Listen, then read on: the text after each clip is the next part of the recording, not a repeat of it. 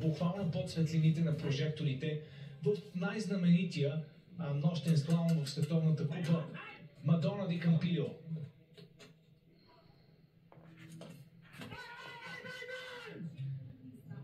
Мощно надъхване от треньорите на Алберт и той потегля с много сериозно темпо. Изключително динамично каране в горната част на пистата. 600. Най-добро време в първи сектор за Алберт Попов. Тръгва на пълна газ. Да видим сега как ще смени ритъма. Отлично. Загуби само 800 във втори сектор. Разликите са нищожни.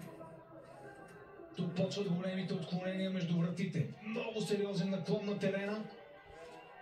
След малко най-добро време и в този сектор за Алберт Попов. Чудесно премина тук през изчакващата врата. Видяхме Хойген как сгреши, а завърши втори. Алберт премина много по-добре. От тук трябва просто да остави ските да вървят. Чудесно каране с четвърти резултат. Браво, момче.